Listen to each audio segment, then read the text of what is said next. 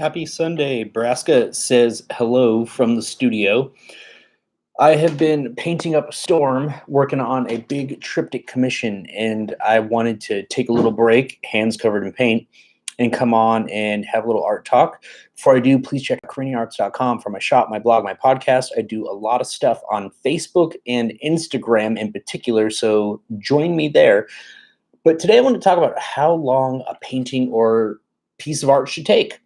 And it's a valid question. It's a question that I get asked a lot by people that follow my work, by artists and non-artists, collectors as well.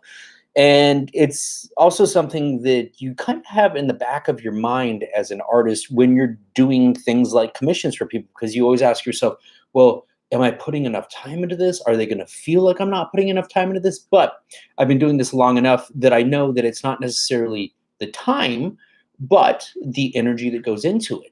And that reminds me of a story that I'm probably going to butcher, but it's the story of Picasso, where Picasso went to a bar and a woman asked him, "Hey, will you do my portrait?" So Picasso did the portrait on a napkin, handed it to her, and told her how much it cost. And she said, "Oh my God, why would it cost that much? It just took you a couple minutes to do." And Picasso said, "No, it took a lifetime to learn how to create like that." And that is absolutely true. And for myself, as someone that has their own signature style of sorts, it has taken me a lifetime to learn to create and to paint in the manner that I do.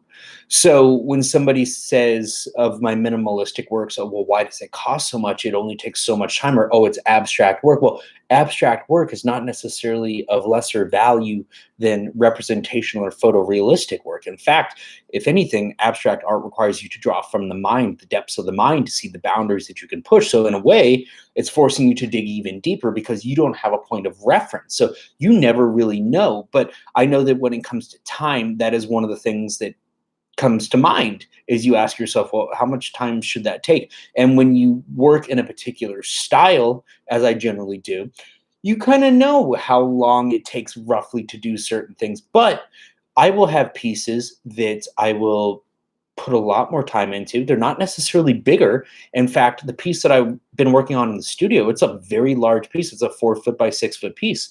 And that piece happened to come together very quickly because that big piece, as I find big work to be, is very liberating and very freeing. And thank you, Braska. Everybody wants to see your butthole. I love her, my little employee of the month, making sure that she makes little appearances. But I do. I find large works to be very liberating, very freeing. So sometimes for me, large works actually come together faster than small works.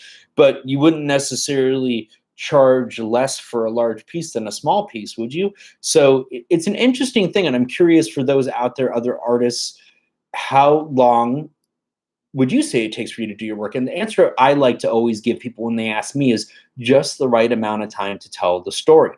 So sometimes maybe you're feeling muddled and gray and your thoughts aren't coming to you clearly. So in that case, maybe you do overwork something. You put a little bit too much time into it. You go a little bit too far. But if that's the story you're trying to tell, if you're trying to reflect that vulnerability and that honesty, then that's the perfect amount of time. There's no right or wrong. It's whatever you put into it, whatever you choose to put into it. And same thing with minimalistic works and works that are more simplistic in nature. I actually find that as somebody that is neurodivergent with Tourette's, that doing simplistic minimalistic work is very challenging for me. So doing work that sort of represents kanji or Japanese characters or things like that, that has a nice flow and conveys an idea with a few brushstrokes, I find it to be extremely beautiful and challenging. And I almost find that there is, in a sense, perhaps in some cases, greater value to that than to me just giving time to it for the sake of giving time to it. So when you create your work, are you giving it time because you feel that it needs more energy, or are you giving it more time because you feel that it simply needs more time? So valid question there. And I think the other thing that people need to take into context is when somebody says, "Oh, well, how long does it take you to do a piece?" "Oh, it takes me a week." "Oh, it takes me a month." Okay, well, if it takes you a week or a month, are you working on it every day for X amount of time every single day? Or are you maybe coming back to it and working on it for a few hours here and there? So it can be deceptive in terms of time and time that actually goes into something. Are they doing the prep work on a piece? Are they doing the finishing? So are they doing the gessoing? Are they doing varnish, coats of varnish at the end?